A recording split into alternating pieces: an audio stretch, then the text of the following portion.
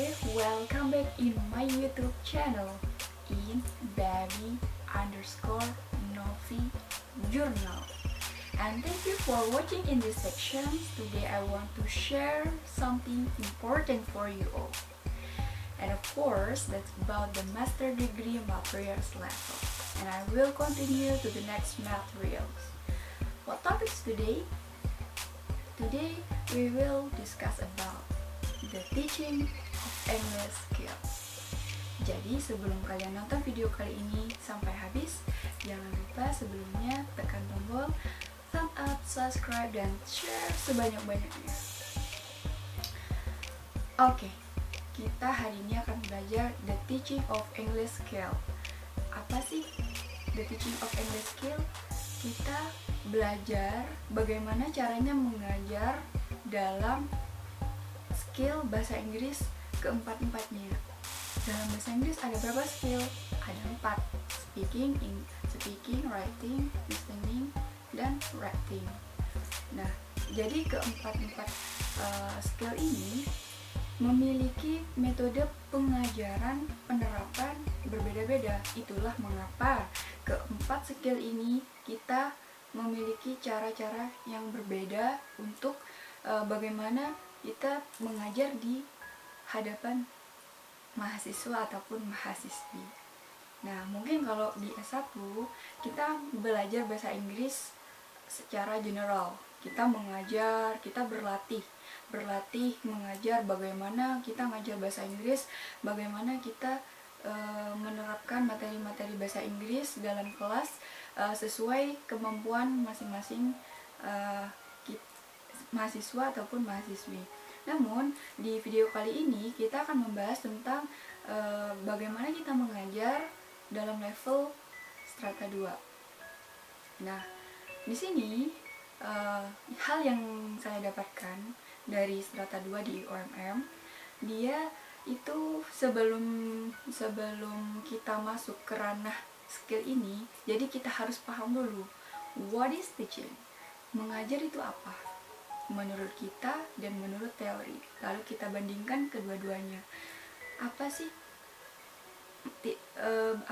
mengajar menurut kita, apa sih mengajar menurut teori yang kita temukan di dunia pendidikan.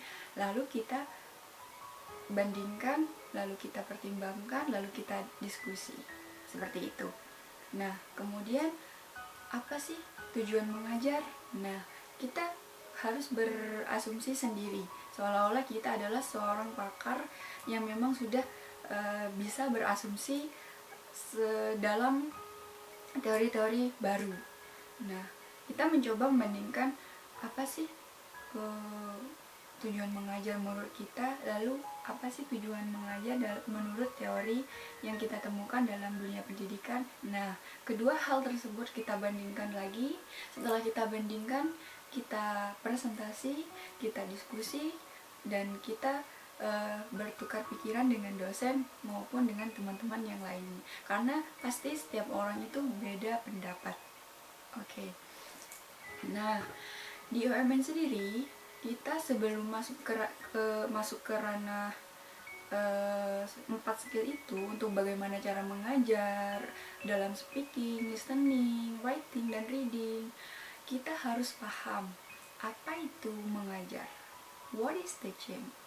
Apa itu metode? What is method? Apa itu bahasa? What is language? Gitu. Jangan sampai kalian para calon guru mau mengajar bahasa Inggris, tetapi sebelum kalian masuk ke bahasa Inggris kalian tidak paham apa itu bahasa. Nah, karena bahasa itu menurut Chomsky, seorang profesor linguistik bahasa dalam ketata bahasa di tahun 1968, Chomsky berasumsi bahwasanya bahasa itu adalah bagian dari komponen manusia, di mana adalah alat ataupun salah satu khas kita untuk berkomunikasi. Namun dengan bahasa di sini bisa menjadi dua sambungan antara bunyi dan makna gitu. Jadi kalau kita mau mempelajari bahasa, otomatis kita harus tahu bunyi dan maknanya seperti apa. Kalau kita udah salah memahami di situ, kita akan salah penerapan, salah pendekatan, salah metode, dan pokoknya salah semuanya. Jadi sebelum kita masuk ranah ke sana, kita harus tahu what is teaching, what is method, what is language according ourselves as a learner. Kita harus tahu apa sih mengajar, apa sih metode, apa sih bahasa. Sebelum kita melakukan suatu penerapan mengajar di dunia lapangan, kita harus praktek dulu, dan sebelum itu kita harus paham apa itu metode, apa itu mengajar, dan apa itu bahasa. Kalau kita udah paham dan kita pertimbangkan dari sekian pendapat yang kita temukan dalam teori dunia pendidikan maupun teori dari dosen kita sendiri, teman-teman kita sendiri, lalu kita baru menarik kesimpulan, menurut kita itu apa sih mengajar, menurut kita itu apa sih metode, lalu bahasa itu bagaimana gitu. Nah, baru ketika kalian paham dengan seperti itu, baru masuk ke pendidikan. Nah, karena di sini adalah pendidikan bahasa Inggris strata 2, jadi kita harus paham apa sih pendidikan. Nah, kalau kita belajar pendidikan, kita harus menelaah bagaimana pendidikan di negara kita. Kemudian kita mencari informasi bagaimana pendidikan di luar negeri. Misalkan di Singapura, karena Singapura adalah negara pendidikannya yang bagus, termasuk juga Amerika. Nah, kita mencari tahu 21st century yang ada di Singapura, metode pembelajaran abad ke-21 di Singapura dan di Amerika, kemudian di Indonesia itu sendiri. Nah, kita bandingkan. Nah, bagaimana penerapannya, bagaimana metodenya di dalam kelas outdoor or indoor class, itu kita bedakan. Nah, ketika kita ingin tahu, kita jangan lupa sering-sering berkunjung ke luar negeri. Tapi I have no money to come abroad. Aku gak punya uang untuk berkunjung ke luar negeri. Jangan khawatir. Kalian bisa browsing, kalian bisa lihat di YouTube. Itu adalah salah satu cara, alat untuk membantu kita untuk memantau bagaimana situasi di luar negeri tentang edukasi dunia pendidikan. Kita bisa melihat bagaimana mereka menerapkan, bagaimana pembelajaran metode yang mereka tampilkan. Kita bisa belajar dari situ, tidak harus ke luar negeri. Karena kita hidup di zaman yang sangat canggih. Jadi kita mengupayakan memanfaatkan media-media yang ada di dunia kita saat ini. Karena dunia cyber sudah berkembang pesat. Jadi kita berupaya untuk melihat informasi-informasi dari luar. Nah, dari situ kita bisa membandingkan bagaimana metode pendidikan abad ke-21 di Indonesia, di Singapura, di Amerika, dan di luar negeri lainnya. Kita bisa bandingkan bagaimana penerapannya. Nah, setelah kita melihat, kita harus menelaah lagi itu bagian level yang mana, apa dari SD kah, apa dari TK, apakah dari SMP, SMA, atau tingkat perkuliahan. Nah, kita bisa membandingkan, oh seperti ini. Nah, itu tujuannya untuk apa? Tujuannya untuk memperkokoh ataupun membuat pemahaman kita tuh menjadi masif tentang education gitu. Kalau kita sudah memahami hal-hal tersebut, mulai dari metode, bahasa, dan juga apa itu pendidikan, bagaimana konsepnya, kemudian apa itu mengajar. Nah, otomatis kita akan lebih enteng untuk menerapkan hal-hal lainnya, untuk melanjutkan pembelajaran apa yang harus seorang guru arahkan dalam situasi yang berbeda gitu. Contohnya, kita belajar di suatu daerah, kita belajar untuk mengajar. Nah, otomatis kalau kita memahami hal-hal tersebut yang saya sebutkan di awal, seperti bahasa, metode, kita akan mudah menerapkan hal-hal yang lainnya gitu. Jangan sampai kalian mengajar tetapi kalian tidak ada goals, apa itu mengajar, apa itu bahasa, apa itu metode, maka nanti di lapangan kalian akan kebingungan. Seperti yang saya ketahui dari pengalaman pribadi saya, banyak orang yang mengajar ketika ada PPL, ada KKN dan semacam itu, mereka menerapkan ilmunya dengan tujuan untuk mencari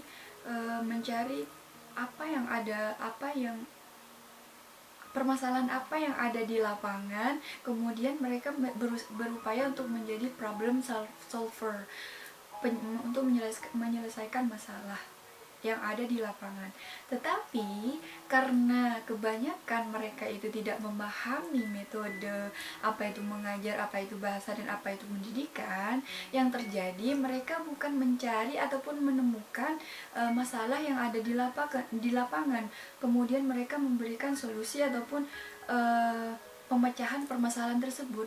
Malah yang terjadi, mereka memberikan masalah di lapangan, kemudian mereka mengolah masalah itu dengan solusinya adalah diri kita sendiri yang menjadi persoalan. Nah, hal itu tidak boleh terjadi lagi untuk new generation, untuk generasi selanjutnya. Jadi, kita belajar itu harus terkonsep. Nah, kalau kita belajar tidak terkonsep, maka kita tidak terarah. Nah, yang terjadi di lapangan akan terjadi seperti itu dari tahun ke tahun. Nah, untuk di video kali ini mari selalu melakukan tahap evaluasi dalam pembelajaran, baik belajar ataupun mengajar, agar kita menjadi pelajar yang memiliki banyak progres dan selalu memberikan pembaruan yang dimana kita bisa menerapkan hal mengajar ataupun belajar di lapangan, outdoor ataupun indoor, dengan baik dan efektif. Baik kalau caranya tidak baik, itu belum baik gitu. Jadi gini, kita di Pasca belajar banyak teori dari para pakar, dari pengalaman kita sendiri, kemudian kita pertimbangkan kembali. Namun, teori yang kita pelajari di kelas belum tentu kita bisa bawa ke lapangan, karena teori yang kita pernah pelajari tidak seimbang ataupun sepadan dengan masalah yang kita hadapi di lapangan. Kenapa? Karena hasil teori dari para pakar itu adalah hasil dari penelitian di zaman dulu. Nah, kalau kita tinjau kembali, zaman dahulu dengan zaman sekarang itu sangat berubah. Otomatis teori yang kita pelajari belum tentu kita bisa terapkan dengan baik. Tidak sesuai dengan teori yang pernah kita pelajari. Jadi, itulah mengapa kita perlu yang namanya latihan dan selalu mencari cara untuk hal-hal yang baru dengan hasil pemikiran kita, dan of course itu harus didukung oleh teori-teori para pakar. Kenapa? Karena hasil penelitian yang diperoleh oleh para pakar itu adalah hasil di dunia kehidupan zaman dahulu, sedangkan kita berada di zaman sekarang, zaman modern. Nah, di zaman modern ini kita akan banyak mengalami hal benturan yang sangat berbeda. Mungkin kalau kita menggunakan teori yang ada itu tidak akan cukup, karena persoalan-persoalan yang kita temui di lapangan akan selalu berbeda, dan teori tidak akan selalu suitable dengan persoalan yang kita temukan di lapangan. Nah, itulah mengapa kita perlu yang namanya latihan, practice, and practice. Nah, untuk praktis, kita memerlukan seorang yang expert tentunya. Seperti dosen misalkan yang lulusan dari luar negeri, kita perlu arahan bagaimana kita, karena meskipun kita ada banyak mahasiswa, meskipun kita selevel, seumur, dan seangkatan, belum tentu pemahaman kita sama, pengalaman kita sama, pengetahuan kita sama, sehingga dosen cara menyikapi dosen pada kita itu adalah dengan cara yang berbeda-beda, karena setiap karakter mahasiswa itu akan juga berbeda, pendekatan pun juga berbeda. Nah, itulah yang saya dapatkan di UMM. Nah, sekarang kita akan masuk ke the teaching of English skill. Nah, ketika kita masuk ke the teaching of English skill, kita akan mempelajari bagaimana kita itu mengajar satu skill. Misalkan kita fokusnya di skill speaking, otomatis kita akan mengajar dan fokus pada dunia speaking dan juga listening.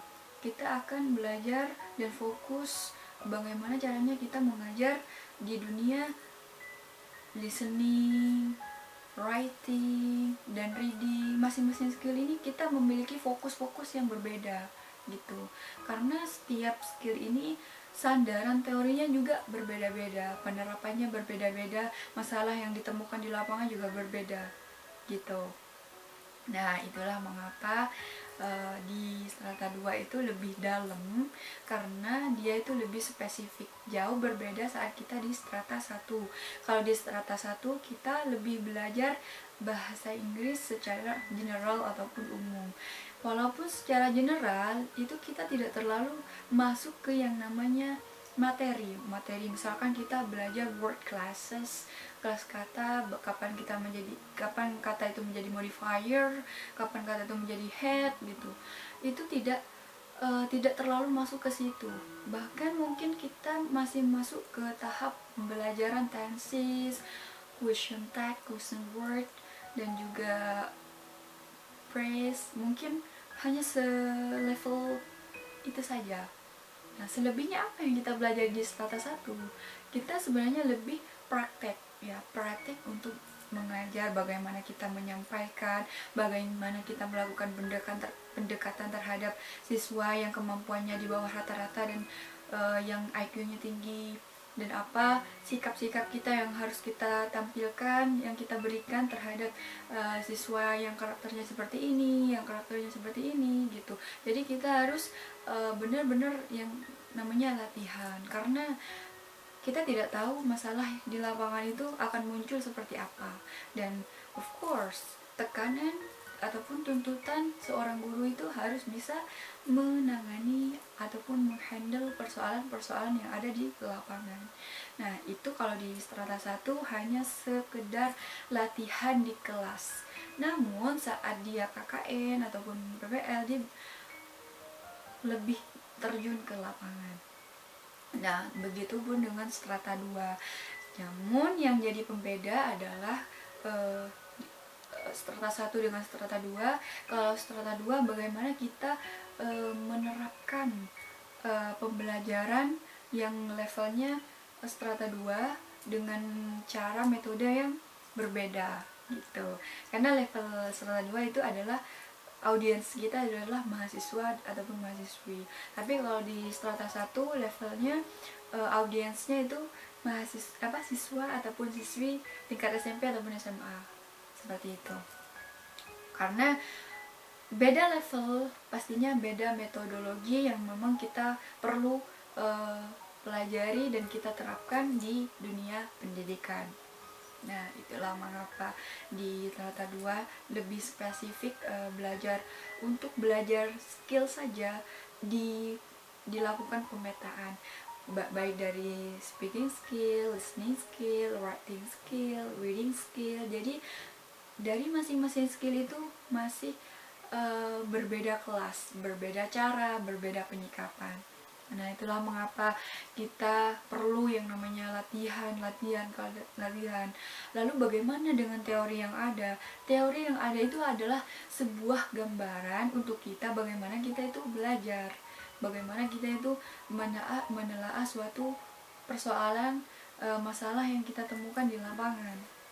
Seperti kalian masih ingat menurut teori Albert Einstein di video saya sebelumnya, teori Albert Einstein, kita jangan terlalu fokus pada permasalahannya, karena solusi saja itu bukan tahap bukan solusi utama, melainkan dengan masalah kita harus fokus pada kerangka masalahnya itu seperti apa, bukan fokus pada solusinya itu bagaimana. Karena kalau kita fokus pada solusinya, kita akan selesai pada saat itu juga, dan mungkin kita akan kembali pada permasalahan itu lagi di lain waktu. Tetapi kalau kita fokus pada permasalahan itu sendiri, maka kita akan fokus pada kerangkanya, kemudian kita tidak akan berhadapan lagi dengan masalah itu sendiri, karena kita sudah tahu kerangkanya bagaimana. Tapi kalau kita fokus pada solusinya, tidak tahu kerangkanya, otomatis kita akan berhadapan permasalahan lagi di lain waktu, entah itu jangka panjang ataupun jangka pendek. Nah, namun di strata 2 itu sebenarnya tidak terlalu ditekankan bagaimana kita harus menjadi seorang guru yang profesional untuk menerapkan metodologi yang pernah kita dapatkan atau metodologi yang kita ketahui sejauh ini. Tetapi di samping itu kita seolah-olah kita itu dicetak untuk menjadi seorang peneliti. Jadi imbang, menjadi seorang peneliti, menjadi seorang guru. Jadi kita akan tahu kedua hal tersebut.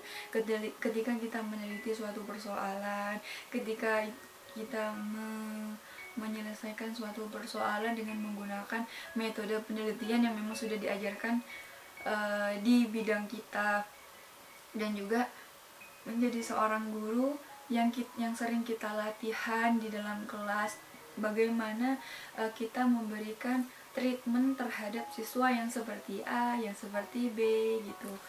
Jadi kita imbang gitu. Enaknya di Pasca itu kita imbang, di sisi lain kita dicetak sebagai seorang researcher, seorang peneliti, di sisi lain kita dicetak sebagai seorang guru gitu, guru dalam menelaah ataupun bagaimana kita latihan menyikapi suatu persoalan yang ada. Karena dengan cara latihan itulah kita akan bisa mempunyai pengkayaan metode di bidang pendidikan gitu. Itulah mengapa pendidikan itu sangat penting ya. Mungkin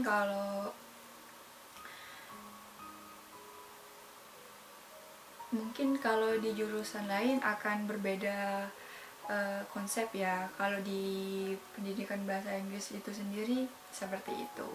Namun kalau di strata 2 levelnya dia itu ada dua sisi menurut saya. Jadi di sisi lain kita itu dicetak bagaimana menjadi seorang peneliti, kita mencari suatu penelitian, kita mencari persoalan yang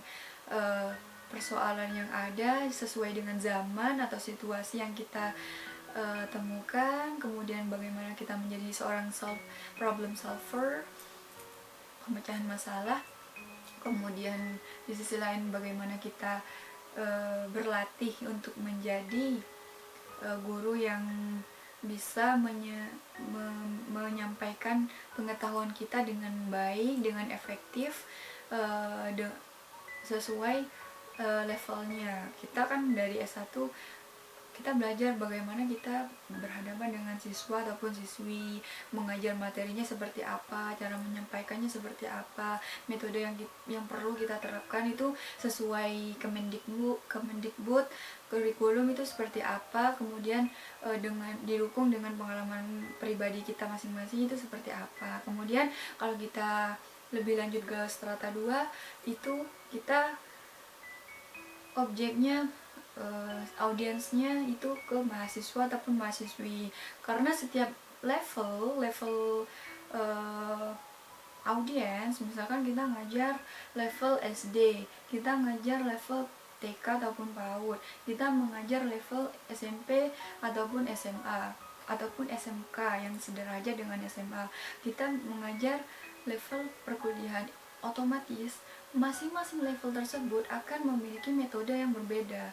Nah, kalau kita hanya belajar teori yang sekalipun adalah teori dari expert, para pakar yang mendunia, itu belum tentu mampu menyelesaikan persoalan masalah kita yang kita temukan di lapangan gitu. Seperti yang saya jelaskan tadi di depan, bahwa teori yang pernah ditemukan oleh para pakar itu adalah hasil penelitian masa lalu, sedangkan kita adalah hidup di masa modern.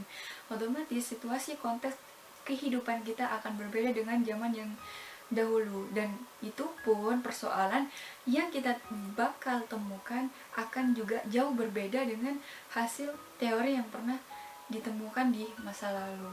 Nah, itulah mengapa di strata 2 kita dicetak menjadi 2 kepribadian, yaitu salah satu menjadi seorang peneliti, di satu sisi kita perannya menjadi seorang guru yang harus banyak latihan untuk memperkaya metode bagaimana kita menyampaikan ataupun mengajar dengan efektif, karena yang kita temukan di lapangan banyak sekali para sarjana yang lulusan S1 dimanapun dia mengajar, yang mereka temukan di lapangan kebanyakan adalah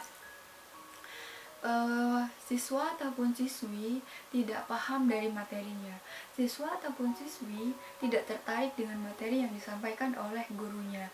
Nah, dari persoalan-persoalan tersebut kita bisa menarik kesimpulan ataupun kita boleh berasumsi bahwasanya kebanyakan guru tidak mampu memiliki penguasaan kelas, sehingga dia tidak bisa memanage bagaimana metode itu di lapangan, bagaimana penerapan ataupun prinsip yang harus dilakukan oleh seorang guru di lapangan.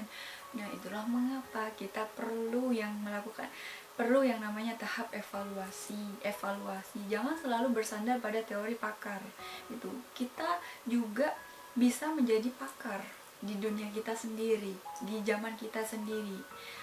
Lalu bagaimana dengan teori yang ada? Kita jadikan sebuah gambaran ataupun sebuah kerangka bagaimana menjadi seorang peneliti, bagaimana menjadi seorang tokoh pemikir dalam menghadapi suatu persoalan yang ada dalam ruang lingkup dunia pendidikan. Nah, itu ya kalau di dunia pendidikan. Kalau di dunia pendidikan lainnya, misalkan di psikologi, hukum, manajemen, dan lain semacamnya, saya kurang paham ya. Nah, yang saya berikan di video kali ini adalah ruang lingkup dunia pendidikan bahasa Inggris strata 2. Jadi untuk membahas ini lebih jauh lagi ini tidak cukup ya, karena ini memang benar sangat-sangat dalam gitu. Jadi apa yang saya sampaikan itu adalah deskripsi secara umum apa materi-materi yang disampaikan oleh dosen kami di The Teaching of English Scale. Jadi intinya, poinnya kita mengajar bahasa Inggris secara detail di strata 2, baik dari skill speaking, baik dari skill listening, writing, and reading. Masing-masing itu dilakukan pemetaan, dan teori-teorinya lebih Jadi itulah beberapa hal yang saya dapatkan dari pengalaman saya dalam belajar The Teaching of English Skill di Strata 2 dari dosen yang memang dosennya sudah dari luar negeri, karena saya lihat titelnya itu PhD. Otomatis ketika beliau mengajar, saya ngerasa dari segi pemahamannya, dari gelagatnya, dari segi berbicara, dari pengalaman yang telah diutarakan, saya merasa saya berada di kelas yang tidak biasa saya rasakan. Ya, maksud saya tuh, saya ngerasa saya juga belajar di luar negeri, meskipun pada kenyataannya saya cuma di Malang saja. Karena dari pengalaman yang disampaikan oleh dosen saya itu yang mengajar The Teaching of English Skill, itu dari segi konsep pemikirannya itu sangat bagus gitu. Cuman untuk saya sampaikan di video kali ini hanya beberapa saja. Kalau kalian ikut langsung, mungkin kalian akan menikmati dan mungkin sampai larut untuk mendengarkan dari informasi, penjelasan, dan kajian-kajian dari beliau sendiri.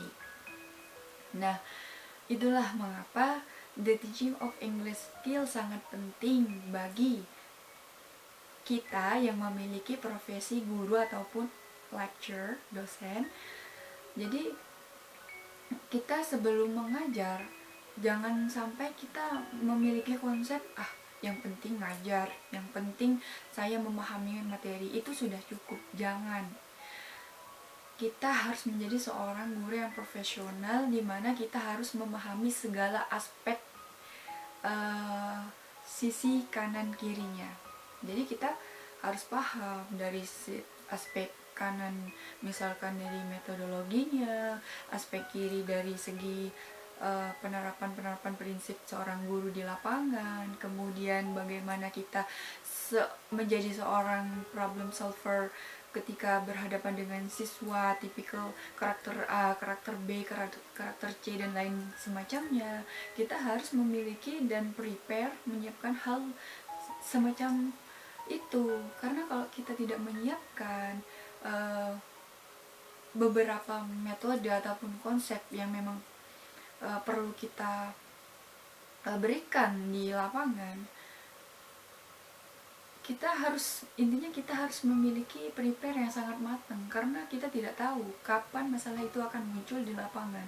Karena kalau kita sudah memiliki pengkayaan metode dari hasil pengalaman kita ataupun latihan kita dalam mengajar, otomatis kita akan mampu menangani suatu permasalahan yang besar, karena kita udah terlatih dari permasalahan kecil gitu. Karena kita paham banyak teori dari para expert luar negeri, expert dari negara ini, negara yang ini. Jangan kita pernah merasa cukup, ya. Kita jangan merasa cukup, karena belum tentu teori yang didapatkan dari expert ataupun para pakar lainnya, seorang peneliti, mampu kita bawa di lapangan yang memang sesuai konteks ataupun situasinya berbeda dari hasil penelitian itu tadi. Nah, itulah the point of the teaching of English skill. Kita memang mengajar secara spesifik. Contohnya di teaching of speaking skill, kita mengajar secara spesifik baik dari speaking skill, writing skill, listening skill, dan writing skill. Jadi kita benar-benar spesifik. Dari spesifiknya itu kita memiliki pandangan yang berbeda, sandaran yang berbeda, dan mungkin akan ketemu dengan lapangan yang karakternya berbeda-beda. Dan itu akan menjadi suatu persoalan baru bagi seorang guru. Dan tentunya seorang guru yang profesional, dia harus mampu menangani masalah itu sendiri sesuai dengan situasi yang ada gitu.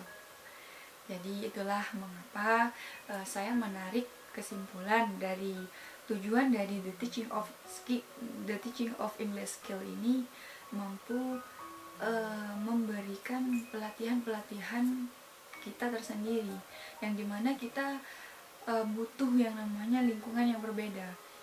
Suatu saat kita harus belajar di lingkungan A, suatu saat kita belajar di lingkungan B, di suatu saat juga kita belajar di lingkungan C. Nah, dari berbagai lingkungan ini akan memiliki perbedaan, di mana kita akan menjadi bahan ajar bagaimana cara kita mengajar, bagaimana kita caranya menganalisis suatu persoalan sehingga menjadi solusi yang tepat bagi kita dan orang lain, seperti itu. Nah, mungkin tidak cukup ya kalau kita bahas secara mendalam. Jadi saya akan membahas the teaching of English skill itu secara general, bahwasanya poinnya adalah kita mengajar secara spesifik, baik dari 4 skill itu sendiri di bidang bahasa Inggris. Nah, untuk lebih lanjutnya, kalau kalian sangat tertarik, kalian bisa diskusi lebih lama, lebih lanjut mengenai the teaching of English skill, dan juga kalian bisa menukar pendapat ataupun berkonsultasi tentang file PDF, what is the teaching of English skill, bagaimana arahnya, yang seperti apa.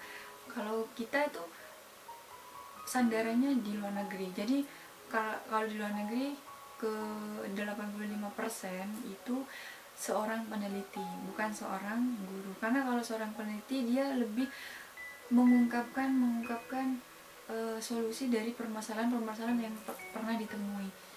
Kalau di Indonesia sendiri kan lebih ke bagaimana kita menjadi seorang guru. Jadi seorang peneliti itu masih kurang di Indonesia. Jadi itulah mengapa kita perlu melakukan tahap evaluasi sebagai sebagai bahan pembelajaran kita ke depan menjadi lebih progres. Ya, kalian bisa hubungi saya untuk diskusi lebih lanjut, karena durasi pembahasan secara mendalam di video kali ini tidak cukup, masih terbatas. Jadi kalian bisa hubungi saya di salah satu alamat email di atas untuk berdiskusi lebih lanjut mengenai pendidikan bahasa Inggris di materi The Teaching of English Skill Strata 2. Oke, mungkin hanya ini yang dapat saya sampaikan dari saya di video kali ini. Jika ada beberapa kata yang mungkin menyinggung atau tidak berkenan di hati pemirsa ataupun audiens, saya mohon maaf sebesar-besarnya. The last I say, Assalamualaikum warahmatullahi taala wabarakatuh. See you in the next video.